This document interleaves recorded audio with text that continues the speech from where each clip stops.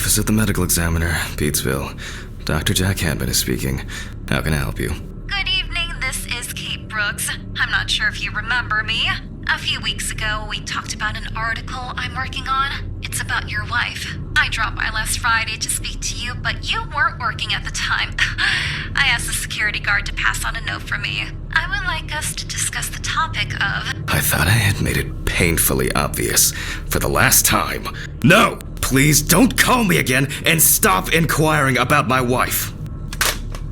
Damn journalists. They don't let me work. God damn it. I'm not in the best frame of mind to record a lecture for my students now. I'm feeling completely broken. Where did I leave my meds this time?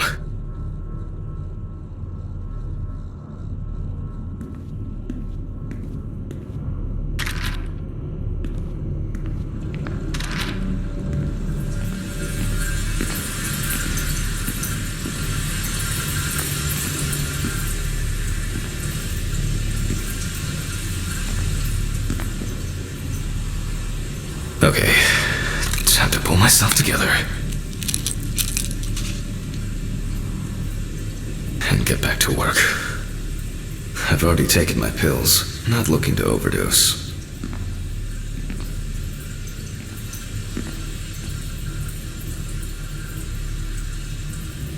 Only useful when I need to clear leaves from the gutters. But why in the bathroom? I need to set the camera first.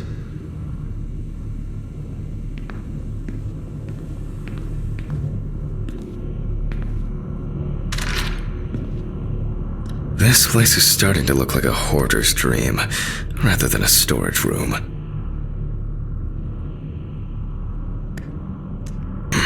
Now remember, Jack, don't forget to hit the record button this time.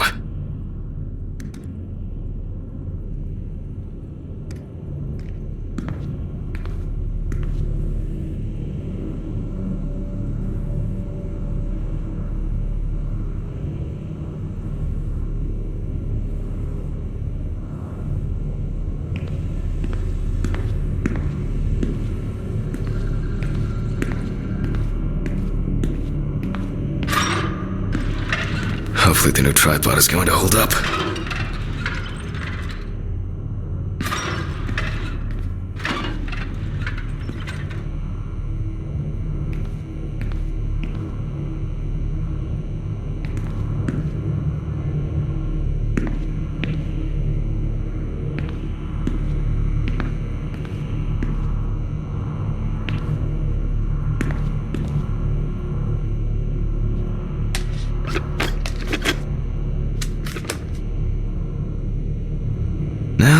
I just have to get everything in frame. This should be fine. November 20th, 1991. Time, 8:43 p.m. Recording for medical students from the University of Missouri. This autopsy is conducted by Jack Hanman. Hello, everyone. Welcome to the autopsy room. Today, you will have the dubious pleasure of following a full autopsy. Let's start. Always wear an apron, mask, and gloves. Goggles are a must when the job is splashy. And in case of sharp accidents, it's worth having disinfectants at hand. It's true that you won't get ptomaine poisoning straight away, but if your liver or kidney aren't doing well, you may end up with diarrhea. The cadaver is placed on its back on the autopsy table. The pathologist stands on the right of the deceased. Make sure that all the necessary tools are always at hand so that you don't have to run around looking for something, like I do all the time. In the process of revealing and securing forensic evidence, it is difficult not to interfere with the original condition of the deceased. Written and photographic documentation plays a vital role throughout the entire examination process. During your research, be patient, inquisitive, but above all, attentive to detail. Many entries are visible at first glance, but sometimes they can be cover for more interesting stories. And lastly, remember that nothing teaches you self-narration like working with the dead. So get used to that fact soon. Everyone will think you're talking to yourself. Now, onto the police folder. That will contain all sorts of pertinent information as to who the deceased might be and what potentially happened to them. So, the deceased's name is Tobias Chambers, locally known as Old Toby. Homeless and unemployed for at least a couple of years. The deceased was found on the outskirts of a parking lot at a gas station, where he often begged and persistently offered drivers to wash their car windows. The body was noticed by a station employee during the morning shift. Initially, he thought that someone had thrown some boots and a coat in a nearby ditch. It took him a moment to recognize the pile of clothes as the body of a man.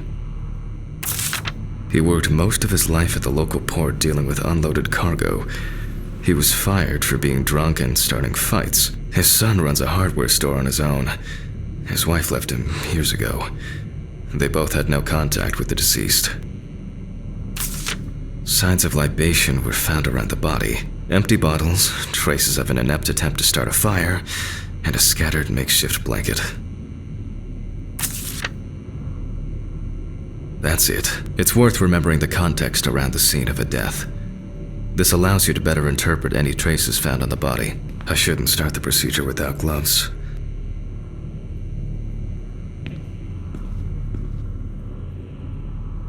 Now it's our turn to take some pictures for our files. If I can just remember where I left the camera. It's in here somewhere.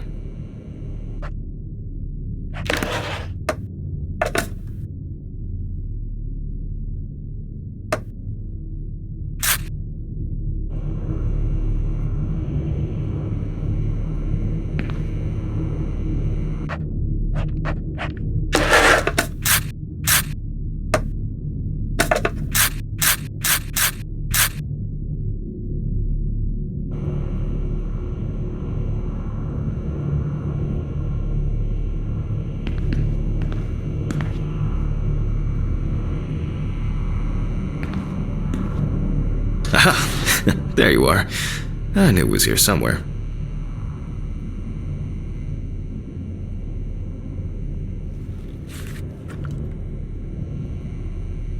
As I mentioned at the beginning, before we begin the internal examination, we need to document the cadaver and the condition it arrived in. We begin with a full body photo. Try and stick to the top-down rule, but this is not always possible. Let's keep in mind it's all about the legibility, not the perfect frame.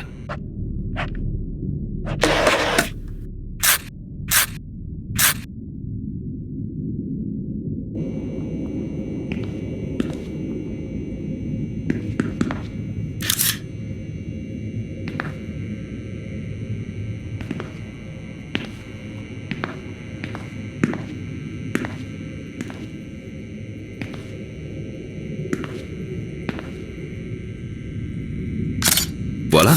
Now we move on to the next step, looking for traces. Take your time. Look at the corpse from different sides, from different angles, up close, and from a distance. You're looking for anything out of the ordinary.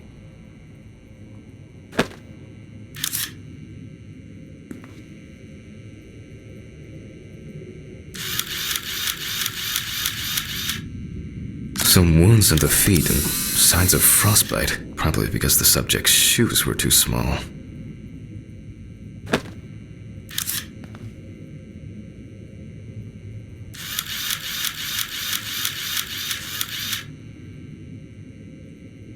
Hardened hands, worn out by physical work, and frostbite?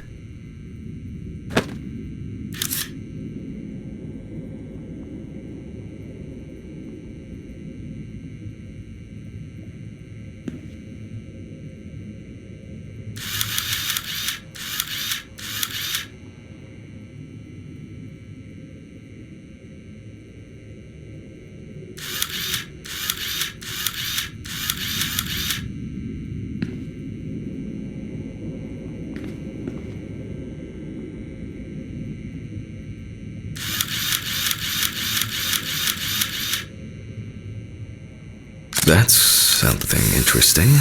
It will be necessary to check whether this injury was severe enough to cause damage to the brain.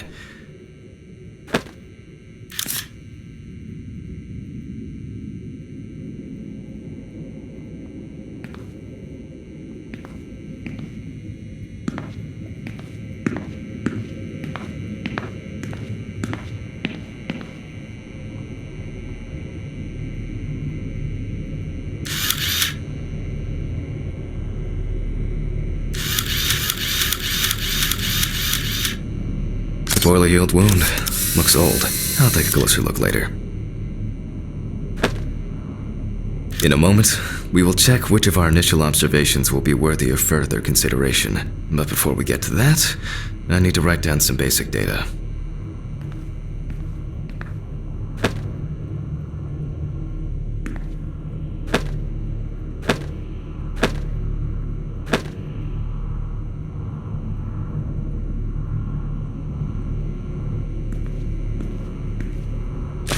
Personal information. The deceased was unclothed. Date. Okay. As you can see, I note everything down on previously prepared forms. Every pathologist must keep a detailed record of every step of the autopsy. This not only allows you to track the procedure, but also collates the results together, upon which you may back up your conclusions. So, enough of the boring prep. Let's begin by taking a closer look at the spots I photographed earlier. For this, you're going to need a magnifying glass.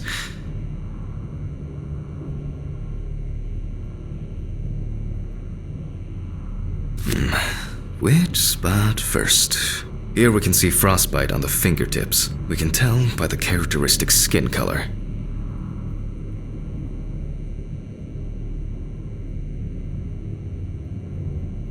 It looks like a burn mark. No doubt painful, but it's not pertinent for this case.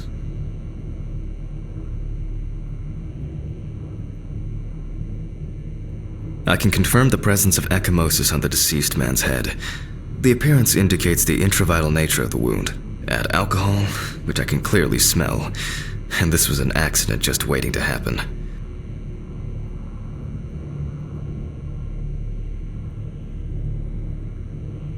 Definitely a painful mix of frostbite, abrasions, and blisters. Old Toby had been wearing shoes too small for him for a very long time.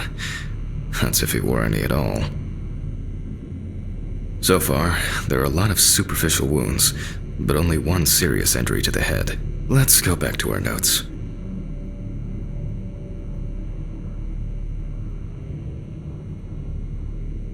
First, I mark the location of the injuries and make notes for each one. So, the head wound.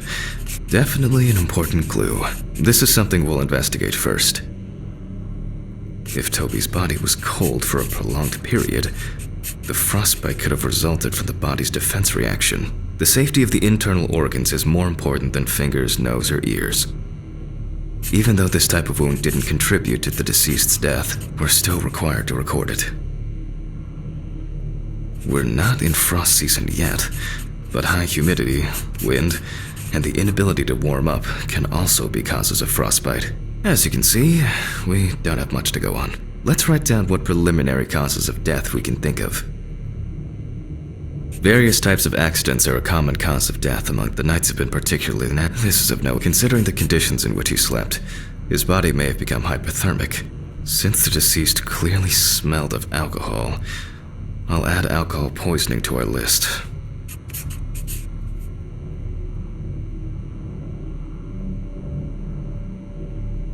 We still have one thing left from the basics. Rigor mortis. Well, we take our deceased by the hand.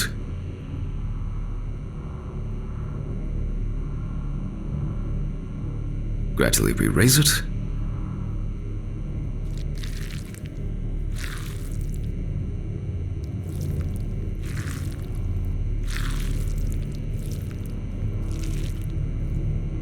Now let it go. As you can see, the hand falls loose. What's the conclusion? Death must have occurred more than 72 hours ago. The police information appears correct.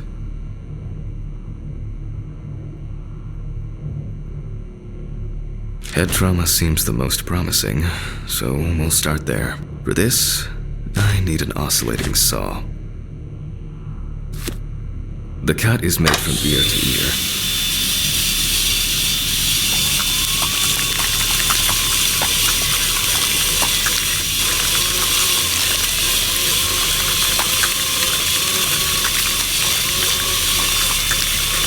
After which, we remove the skin and the top of the skull.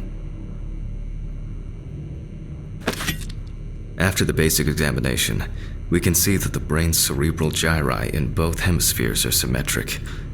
The brain looks good. Let's take a cross-section. Some pathologists prefer to examine organs without removing them. However, for me, it's much more convenient to examine them on a board, which we'll do now.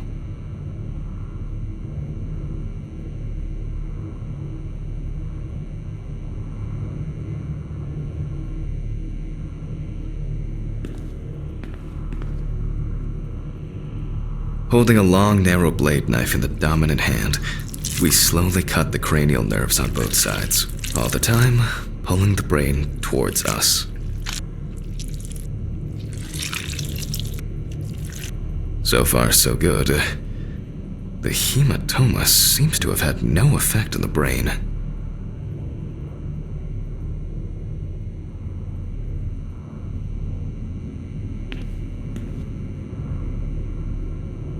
We can rule the fatal accident out as well.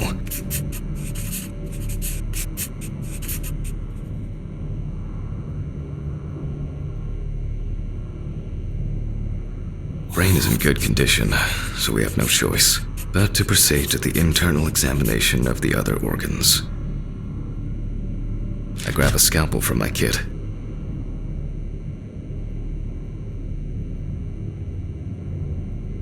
The incision should be in the shape of a letter Y. We use a deep cut to reach all the way to the ribs and to penetrate the abdominal wall.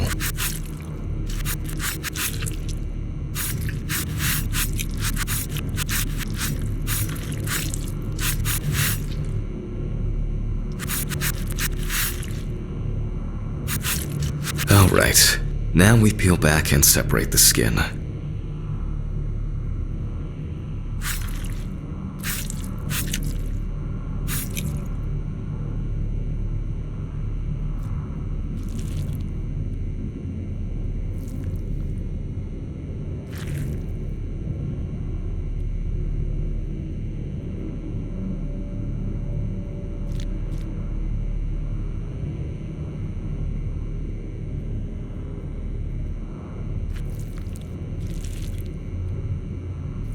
Now, we need to remove the ribs. We'll need the loppers for this.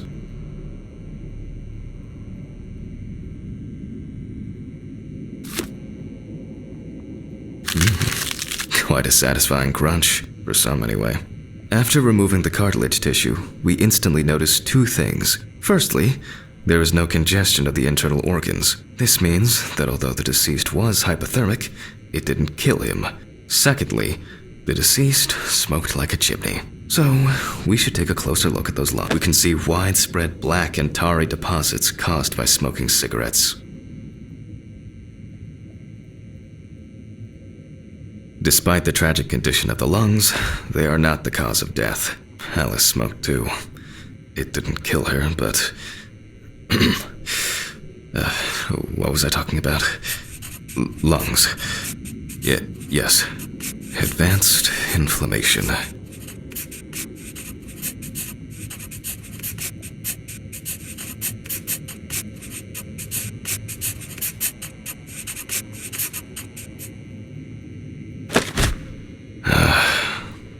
What now? The syringe. Now's a good time to collect some samples.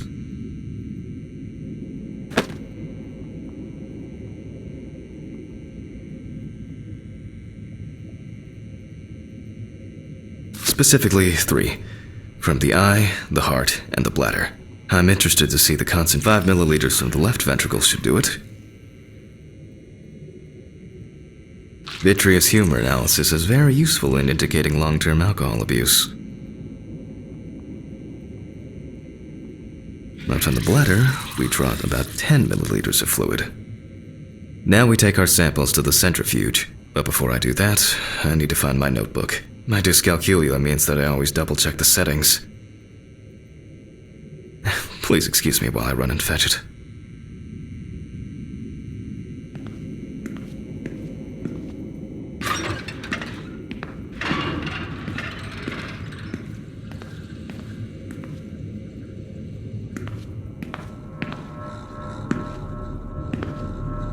This whole thing is covered in stains.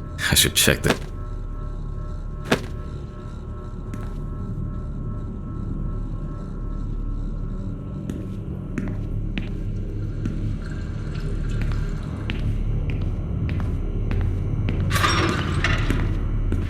Let's get back to the examination. We put all of the samples into the rotor.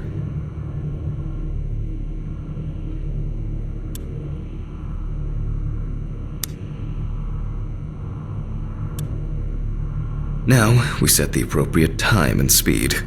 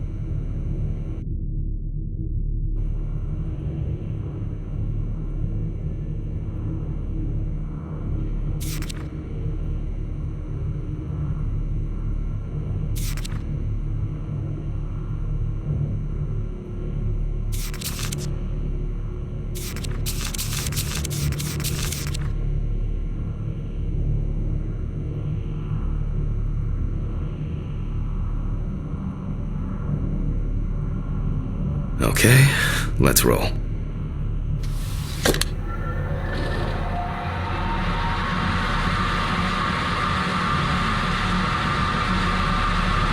Oh shit, the fuses again.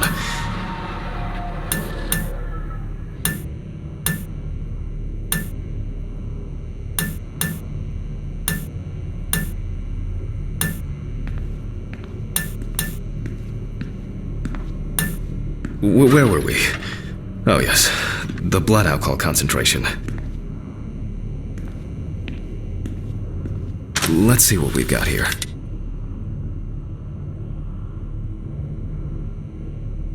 Everything's separated as it should. Our lab is closed until tomorrow after the last, incident. However, considering that Toby's favorite eau de parfum appears to be ethanol, I'm guessing the results won't surprise me at all.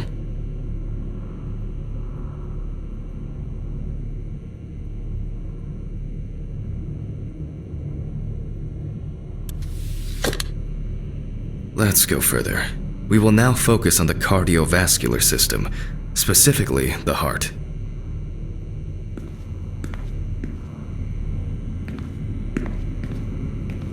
We remove the organ and examine it closely. We look for dark hypoxic areas, clots, or other elements that stand out as abnormal.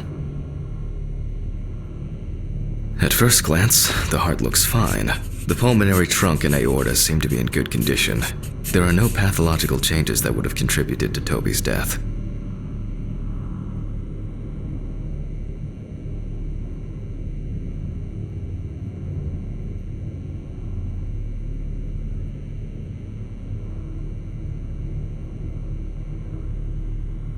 Now let's take a closer look at the stomach. Size is normal, healthy, pink color, and as expected, the stomach has no major external damage. We must now cut it open and inspect inside.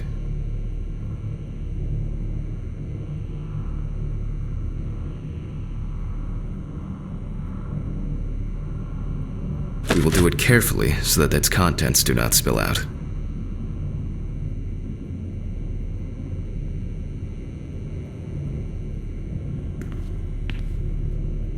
We open the stomach along the greater curvature, from the heart to the pyloric end.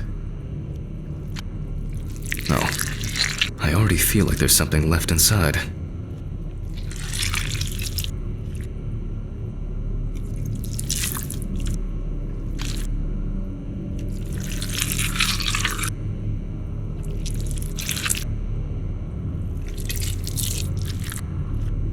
Okay, large amount of gas, small amounts of yellow, grayish food content, resembling some kind of meat. Either our deceased hadn't eaten in days, or the bulk of his stomach had already found a way out. Looks like I'll have to find the missing contents.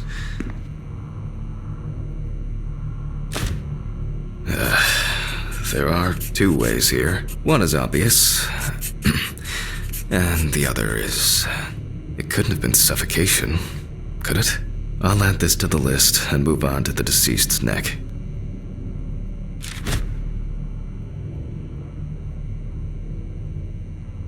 At first glance, the trachea looks normal.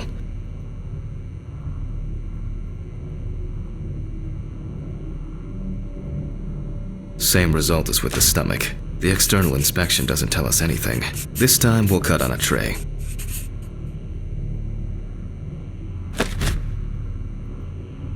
While cutting such a small organ as the trachea, we must make a precise incision.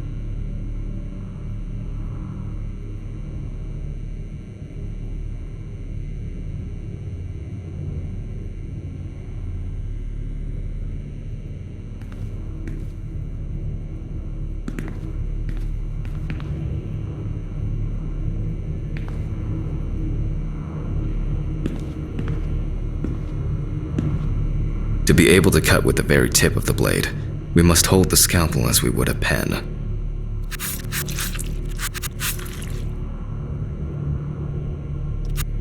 And after careful examination and deduction, we've got it, a clogged trachea. It's time to summarize the whole thing.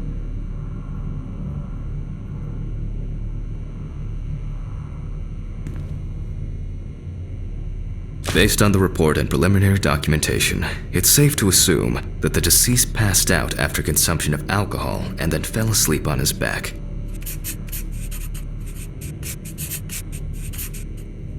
Then, the gastric contents refluxed and flooded the airways, causing death.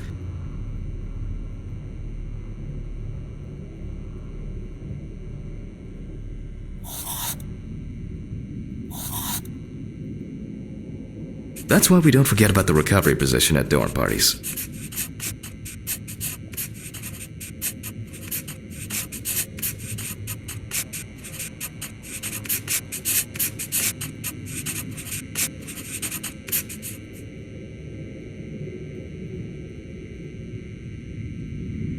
And now it's all clear. The death was suffocation. Now, signature. The mystery is solved. But for us, this is not the end. First, the dead body needs to be cleaned up. For this, we will need to close the body and grab the needle. First, we unroll the skin flaps. And then, we sew the deceased back up.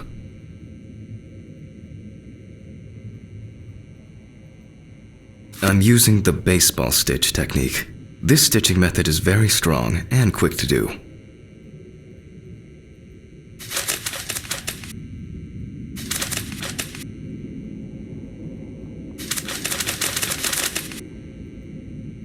Beautiful.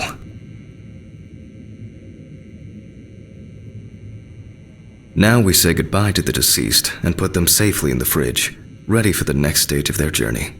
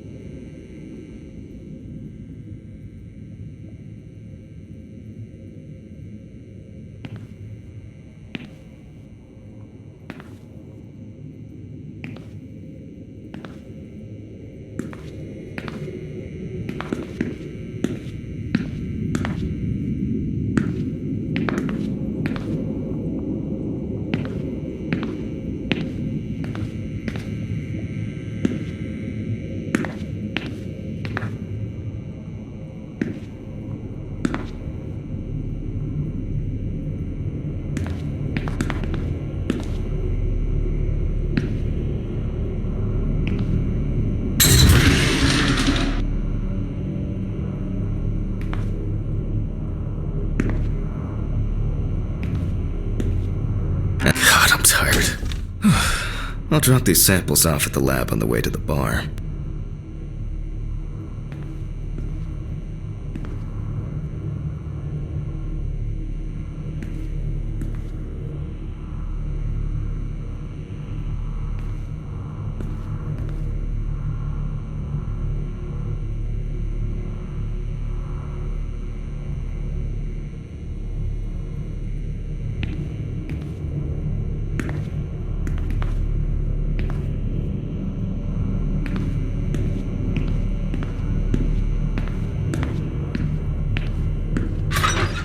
I'll call Steven. I don't feel like drinking alone today.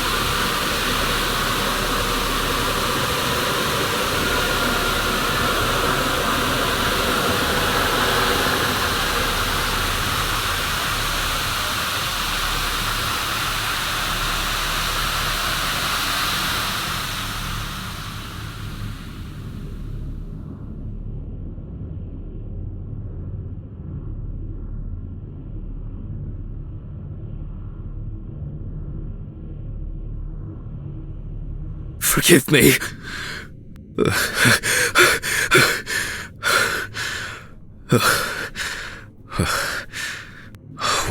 What? Christ. What a dream. Fuck.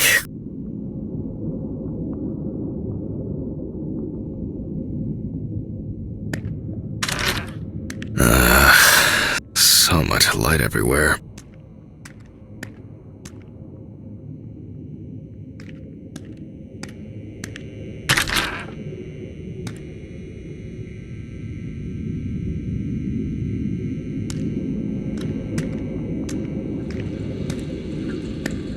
Oh, shit.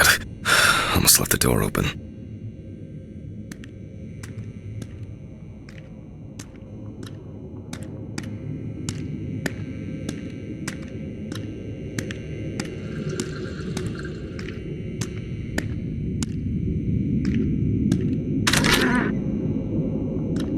A pill a day keeps the defective jack away.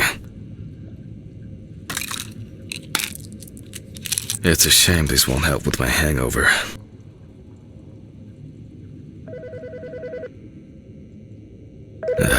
The fucking phone.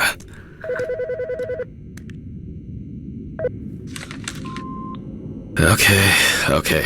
I know I'm late. I'll be there soon. It's not like the dead are impatient. Jack, no. Alice? Who is this?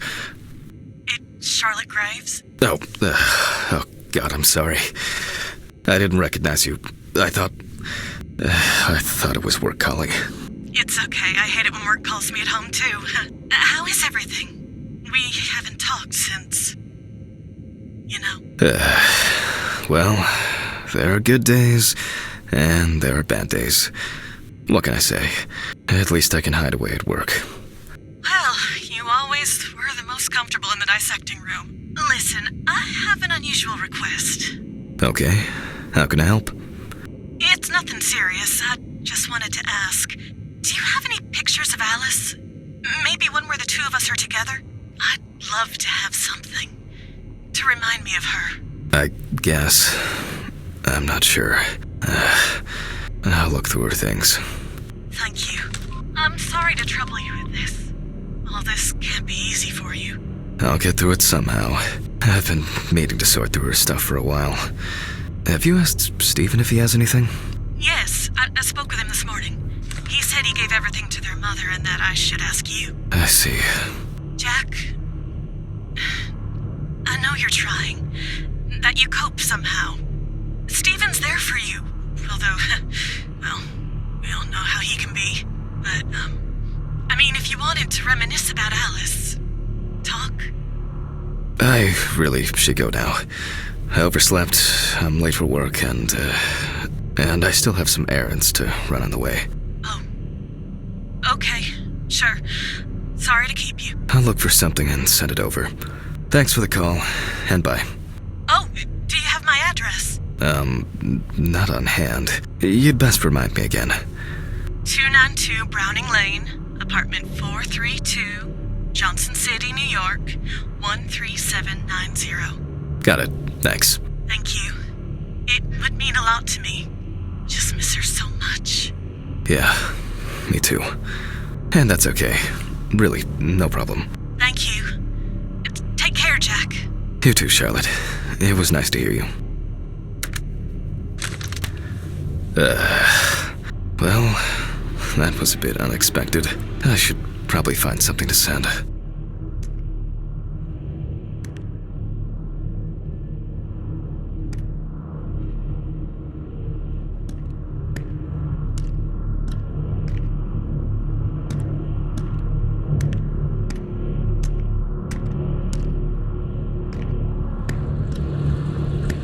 The view isn't spectacular, but why does that car look familiar?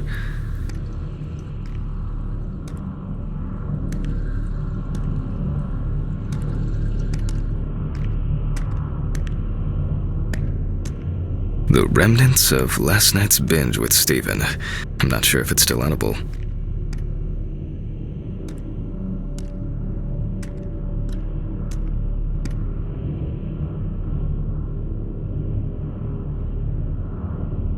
Time flies, and probably doesn't have to get up to work.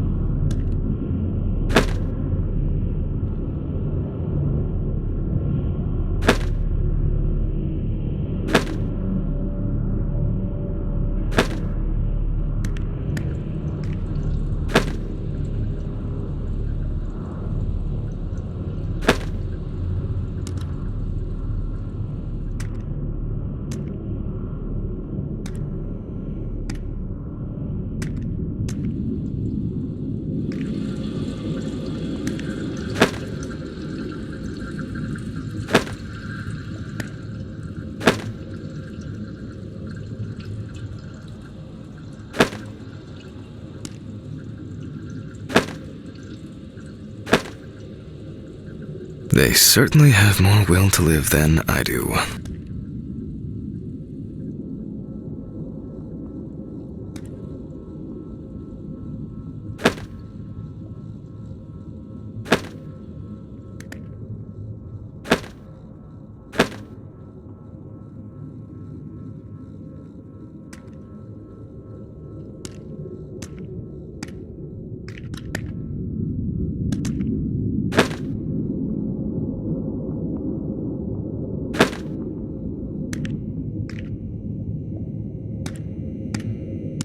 Menu for today, dinner and takeaway coffee.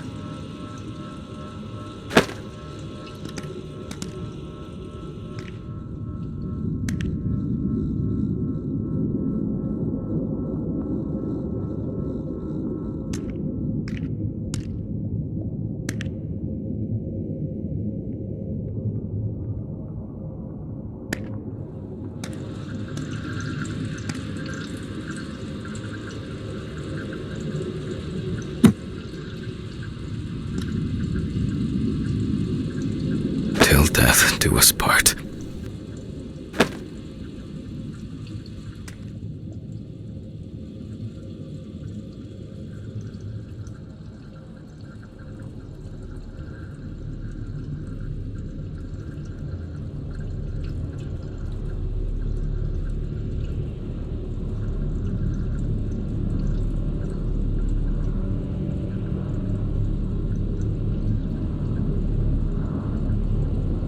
It's been almost a year.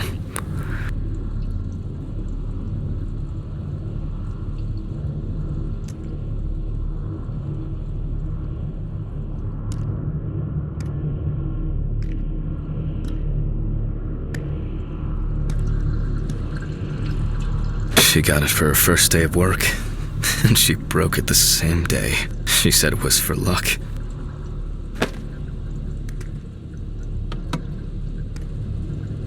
Alice and Charlotte in Amsterdam. It's hard to believe they've known each other for so long.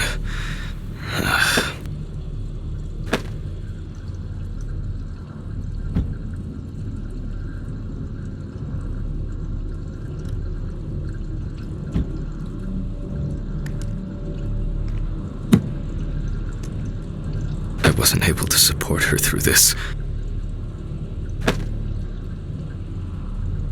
It's always good to have something for a rainy day.